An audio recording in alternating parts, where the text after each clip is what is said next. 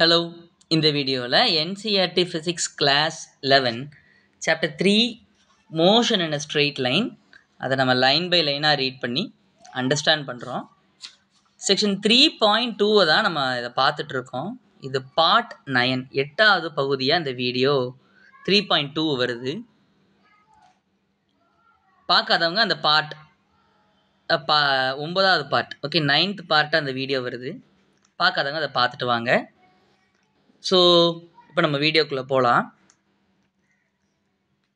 Motion of an object can be represented by position time graph as you have learned about it. அதாவது ஒரு பயணத்தையோ ஒரு இயக்கத்தையோ எதை படித்து புரிஞ்சுக்கலான்னா அதை எப்படி டினோட் பண்ணலாம், அதை எப்படி ரெப்ரசன்ட் பண்ணலாம், எப்படி குறிப்பிடலாம், ஒரு மோஷனை நம்ம எப்படி ரெப்ரசன்ட் பண்ணலான்னா பொசிஷன் டைம் கிராஃபை வச்சு ஒரு இயக்கத்தை நம்ம பேசலாம். இயக்கம்னு ஒன்று இருந்தால் என்ன இருக்கும், ஒரு பொசிஷன் டைம் கிராஃப் வரையலாம். இஃப் யூ ஹாவ் மோஷன் இருந்தால் we can draw position time graph. Motion இருந்தாலே அதுக்கு அந்த மோஷனை எப்படி குறிப்பிடலாம், எப்படி அதை என்ன மோஷன் அப்படிங்கிற அதை பற்றி கதைகளெல்லாம் பேசலாம்னா using position and time graph.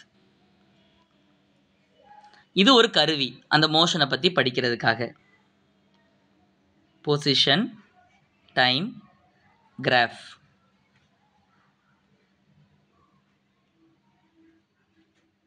Such a graph is a powerful tool to represent and analyze different aspects of motion of an object. இந்த குறிப்பிட்ட கிராஃப் ரொம்ப பவர்ஃபுல். எதை டினோட் பண்ணுறதுக்கு, எப்படிப்பட்ட மோஷன் நடந்திருக்கு, அந்த மோஷனை பற்றி இன்னும் ஆழமாக ஆராய்ச்சி பண்ணுறதுக்காக எந்த கிராஃப் ரொம்ப ஹெல்ப்ஃபுல்லாக இருக்க போகுது? Position versus time graph is going to be such a graph. இந்த கிராஃப், இந்த டினோட் பண்ணுற graph is going to be helpful. Such a graph is powerful tool, ரொம்ப சக்தி வாய்ந்த கருவி. ரெப்ரசன்ட் குறிப்பிடுறதுக்கு, அண்ட் அனலைஸ் ஆராய்ச்சி பண்ணுறதுக்கு டிஃப்ரெண்ட் ஆஸ்பெக்ட்ஸ், வெவ்வேறு சூழ்நிலைகள், அந்த மோஷன்லேயே வேறு என்னென்ன பரிமாணங்கள்லாம் எடுத்துச்சு, வாட் ஆர் த டிஃப்ரெண்ட், அது என்ன கைண்ட் ஆஃப் டிரான்ஸ்ஃபார்ம் ஆச்சு அப்படிங்கிறது எல்லாமே இது இந்த கிராஃபில் படிக்கலாம் அப்படிங்கிறாங்க. இப்போ for motion along a straight line say X axis. Motion along a straight line அதாவது ஒரு நேர்கோட்டில் பயணிக்கக்கூடிய ஒரு பொருள், ஓகே, இயக்கம், நேர்கோட்டில் பயணிக்கக்கூடிய ஒரு பொருளின் இயக்கத்தை பற்றி படிக்கணும்னா சே எக்ஸ் ஆக்சிஸ். எக்ஸ் ஆக்சிஸ்ன்னு எடுத்துக்கிட்டோம்னு வச்சுக்கோமே, இப்படி ஒரு கார் போகிற மாதிரி எடுத்துக்குவோம். இங்கே ஒரு என்ன வார்த்தை கொடுத்துருக்காங்கன்னா எக்ஸ் ஆக்சிஸ்ன்னு எடுத்துக்கொள்ளுங்கள், எடுத்துக்கொள்கிறோம் அப்படிங்கிறாங்க. அது எக்ஸ் ஆக்ஸாக தான் எடுத்துக்கணுமா எப்பொழுதும்? அப்படி கிடையாது. It can be also treated as Y ஆக்சிஸாகவும் எடுத்துக்கொள்ளலாம். இதை நம்ம ப்ளஸ் ஒய்ன்னு கூட எடுத்துக்கலாம். இந்த கார் இப்படி போகுதுன்னு எடுத்துக்கோமே, ஒய்ன்னு கூட எடுத்துக்கலாம். ஆனால் நம்ம எதை எடுத்துக்க சொல்லியிருக்காங்க? ப்ளஸ் எக்ஸ் ஆக்சிஸ்ன்னு எடுத்துக்கொள்ளுங்கள் அப்படின்னு நம்ம சொல்லியிருக்காங்க. Take it as plus x axis எடுத்துக்கிட்டா. Let us consider the simple case in which the object is stationary. இப்போ நம்ம ஒரு எளிமையான ஒரு சூழ்நிலை எடுத்துக்க போகிறோம். நம்ம எதை ஆய்வு பண்ண போகிறோம்? ஒரு பொருள். அந்த பொருள் என்னவா இருக்கான்? ஸ்டேஷ்னரியாக இருக்குது. STAIONARY.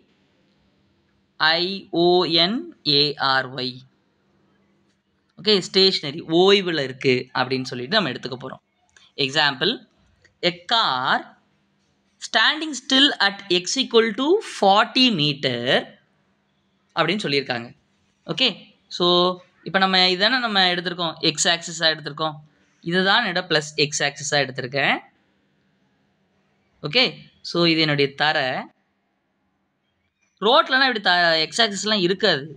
எங்கேயா பார்த்துருக்கீங்களா ஆய்வு பண்ணும்போது? நம்மளே எடுத்துக்கிறோம். அந்த கார் எங்கே இருக்கான்? அந்த கார் 40 மீட்டரில் இருக்குது. இதை நான் என்ன பண்ணிக்கிறேன்? ஆரிஜின் அப்படின்னு எடுக்க. இங்கேருந்து தான் ஆரம்பிக்குது. Okay, origin. அப்படி இருக்கும் பொழுது அந்த கார், ஒரு குட்டி கார் வரைஞ்சிட்டுமா? ஒரு குட்டி கார் வரைஞ்சிக்கிறேன். அந்த கார் பாடி ஃபுல்லுத்தையும் நம்மளால் அனாலிசிஸ் பண்ண முடியாது. பண்ண முடியாத போது ஏதாவது ஒன்று நான் வந்துட்டு கன்சிடர் பண்ணிக்க போகிறேன் அனாலிசிஸ்க்கு. எதை நான் கன்சிடர் பண்ணிக்கிறேன்னா, பொதுவாக வந்து இப்போவுமே நான் அறிமுகப்படுத்துகிறேன், சென்டர் ஆஃப் மாஸ் அப்படிம்பாங்க. ஸோ காரோடைய சென்டர் ஆஃப் மாஸ் இந்த இடத்துல இருக்குன்னு வச்சுக்கோ. சரியா? ஒரு மாதிரி ஒரு ரவுண்டு போட்டு இப்படி ஒரு கிராஸ் போட்டிருக்கேன். அந்த இடம் எங்கே இருக்குன்னா 40 மீட்டரில் இருக்குது, ப்ளஸ் 40 மீட்டர். ஸோ இப்போ இங்கே இது 0 ஆரிஜின்னா அந்த இடத்துல என்ன வரையணும்? we have to draw 0 0 நம்ம வரையணும். origin as 0 metre. இதுதான் நம்ம ப்ளஸ் எக்ஸாக எடுத்திருக்கோம். ஸோ எதுக்குன்னா கொஞ்சம் லைட்டாக இந்த இடம் 40 மீட்டரில் கார் இருக்குது. ஸோ இடையில எவ்வளோ இருக்குது? மிடில் எவ்வளோ இருக்கும்டா? 20 மீட்டர். இந்த இடத்துல எவ்வளோ இருக்கும்? யூனிட்டோட தான் போட்டு பழகணும்ண்ணே. 10 மீட்டர். இந்த இடம் என்னமா இருக்கும்? 30 மீட்டர். சரி, கொஞ்சம் இது ஒரு கிளாரிட்டிக்காக மேலே எழுதுகிறேன். ஸோ இந்த கார் வந்து ஆரிஜினை பொறுத்து, வித் ரெஸ்பெக்ட் டு த ஆரிஜினை பொறுத்து, respect to origin where it is 40 metre இருக்குது. என்ன வேர்டு அழகாக ஒன்று பயன்படுத்தியிருக்காங்க பாருங்களேன். What is a word? Car standing still. அப்படி அதே இடத்துல the position and time graph is a straight line parallel to the time axis as shown in the figure 3.2. Sir இது எப்படி சார் வருது அப்படின்னு கேட்கலாம். சரி, இப்போ நம்ம அந்த கிராஃபை மட்டும் முதல்ல பார்த்துக்குவோம். இங்கே வந்து அவங்க அந்த தகவலை 60 செகண்ட் வரைக்கும் கொடுத்துருக்காங்க. ஒன்று வந்துட்டு உங்களோட மேனேஜர் வந்து இந்த காரை அனாலிசிஸ் பண்ண சொல்கிறாங்க. சரியா? ஒரு காரை ஆய்வு பண்ண சொல்கிறாங்க. சரியா? காரை ஆய்வு பண்ண சொல்கிறாங்க. சொல்லும் பொழுது உன் கையில் ஒரு டைமர் கொடுத்துருந்தாங்க. நீங்கள் நிற்கிறீங்க, டைமரை ஆன் பண்ணி விடுறீங்க. ஆன் பண்ண நேரத்தில் இருந்து 1 நிமிஷம் ஆயிட்டு. 1 நிமிஷம் வரைக்கும் அந்த கார் அதே 40 மீட்டரில் இருக்கு. சரியா? ஸோ இப்போ டைம், முதல்ல உன் டைமர் எப்பொழுதும் எப்படி செட் பண்ணியிருப்பீங்க? இதெல்லாம் பார்த்துருக்கீங்களா? டைமரு பொதுவாக செகண்ட்ஸில் நம்ம டினோட் பண்ணுவாங்க. 10 செகண்ட், 0 செகண்ட். முதல்ல ஆரம்பத்தில் அப்படி தான் இருக்கும் டைமர். நீ போன உடனே கார் வந்து எங்கே இருக்குது? அதே 40 இடத்துல தான் இருக்குது. எக்ஸ் வந்து இப்போ இதில் சொல்லி ரெப்ரசன்ட் பண்ண போகிறேன் இன் மீட்டர். இப்போ என்ன இருக்குது? எக்ஸ் வந்து எந்த மீட்டரில் இருக்குது? 40 + 40. இப்போ டைமர் வந்து ஆன் பண்ண உடனே என்ன ஆகும்? மாறிக்கிட்டே இருக்குமா? 0 1 2 3 அப்படி போயிட்டே இருக்குமா? இப்போ 1 நிமிஷம் வரைக்கும் டேட்டா நம்ம எடுக்க போகிறோம். ஃபஸ்ட்டு செகண்டு காரு நகரவே இல்லை. அப்படின்னா அது எந்த இடத்துல இருந்திருக்கும்? எக்ஸு +40. 2வது செகண்டு இப்போவும் கார் நகரலை, டைமர் ஓடிக்கிட்டே இருக்குது. அப்போவும் எங்கே தான் இருக்குது? +40. 3வது செகண்ட் கார் நகரவே இல்லை. எங்கே இருக்க போகுது? எக்ஸு +40 இருக்க போகுது. ஓகேவா? அப்படி 1 நிமிஷம் வரைக்கும் கார் நகரவே இல்லை. அப்படின்னா என்னப்பா எழுத போகிறோம்? +40 தான் இருக்க போகுது. இதை வந்து ஒரு x axis position time graph. இங்கே பாருங்க, பொசிஷன் டைம் கிராஃப். இங்கே என்ன பொசிஷன்? X position. அதுக்கு வேரியபிள் எழுத்து என்ன பயன்படுத்துகிறோம்? எக்ஸ். டைமுக்கு என்ன variable? T. Position time graph அப்படின்னு சொன்னால் முதல்ல எப்பொழுதுமே எதை எழுதுவோம்? ஃபஸ்ட்டு எழுதக்கூடியது ஒய் ஆக்சிஸில் நம்ம மேத்தமெட்டிக்கல் இருக்குல்ல, மேத்தமெட்டிக்ஸ் படி அதில் ஒய் ஆக்சிஸ். 2வது யாரை சொல்லணும்? எக்ஸ் ஆக்சிஸை பேசணும். பொசிஷன் டைம் கிராஃப்னால் முதல்ல சொல்கிறது ஒய் ஆக்சிஸ், 2வது எக்ஸ் ஆக்சிஸ். அப்படின்னா அதை நான் வரைய போகிறேன். பொசிஷன் எக்ஸ் டைம், இங்கே வரைஞ்சிட்டேன். டி டைம் எத்தனை இன்ஃபர்மேஷன் வரைக்கும் நம்ம டேட்டா எடுத்திருக்கோம்? 0லேருந்து 60 வரைக்கும் நம்ம டேட்டா எடுத்திருக்கோம். 0லேருந்து 60 செகண்ட் வரைக்கும் எடுத்திருக்கோம். 0 1 2 3 அப்படி போயிட்டு 4 5. ஓகே, நான் இங்கே அதுக்கு அடுத்து நான் என்ன பண்ணுறேன்? இதை மார்க் பண்ணி பார்ப்போமா? 10 மீட்டர் 20 மீட்டர் 30 மீட்டர் 40 மீட்டர். இப்போ இங்கே பாருங்கள் 0 செகண்டில் எந்த இடத்துல இருந்துச்சு? 40 மீட்டரில் இருந்துச்சு. அப்போ நான் எப்படி மார்க் பண்ண போகிறேன் கிராஃபில்? 0,40 0,40ல் இருக்கிற மாதிரி நான் ட்ரா பண்ணிக்கிறேன்.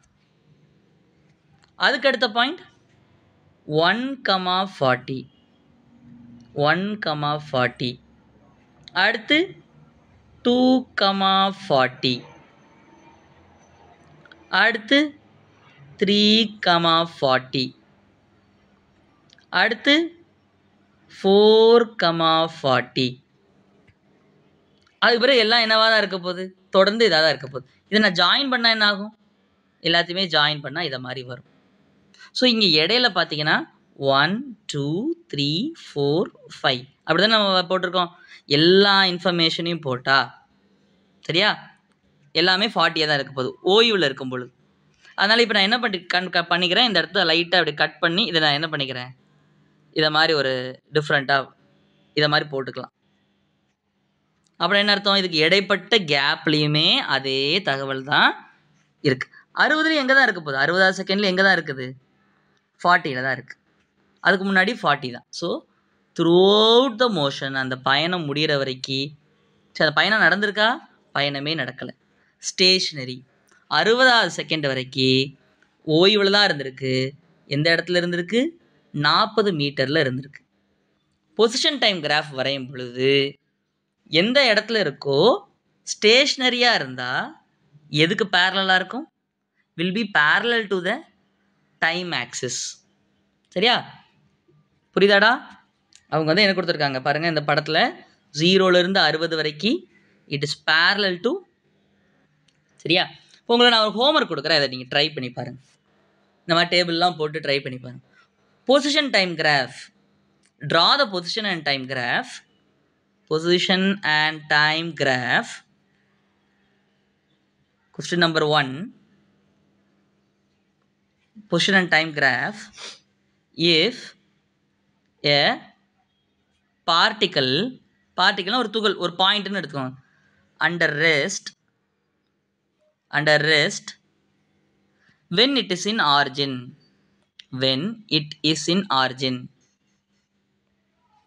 ஆரிஜினில் இருக்கும்போது உங்களுடைய பொசிஷன் அண்ட் டைம் கிராஃப் எப்படி இருக்க போகுது?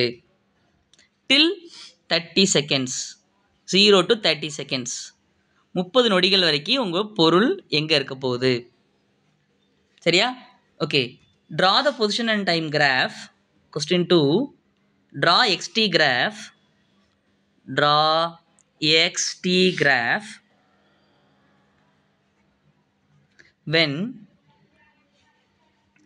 when the particle, when the ball எடுத்துக்கோமா, when the ball is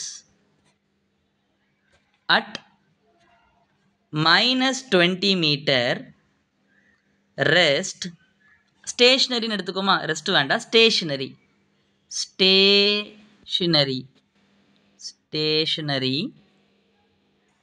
for 10 second 10 நொடிகள் வரைக்கும். for 10 seconds. Draw the xt graph when the ball is stationary for 10 seconds. 0 to 10 seconds. Question number 3. இப்போ நான் ஒரு படம் கொடுக்க போகிறேன். அந்த படத்தை நீங்கள் என்ன பண்ண போகிறீங்க? அதுலேருந்து தகவலை நீங்கள் அதில் ஒரு பில்டிங் இருக்குது, அந்த பில்டிங் ஓகே நீங்கள் ஏதோ ஒரு மேட்ச் விளையாண்டுருக்கீங்க, அந்த பால் போய் இந்த பில்டிங்கோட டாப்பில் போய் விழுந்துச்சு அப்படின்னு எடுத்துக்கோமே. சரியா? ஸோ இது உங்களுடைய ஒய் ஆக்சிஸ். அந்த பில்டிங்கோட ஹைட் வந்து எவ்வளோ இருக்குன்னா 300 மீட்டர். பால் அடித்து அங்கே போய் விழுந்துட்டு அங்கேயே இருக்கு. சரியா? உங்களுக்கு வந்து காலையில் அந்த பால் அடிச்சிங்க, ஒரு 10 மணிக்கு அடிச்சிங்க, 10 o'clock,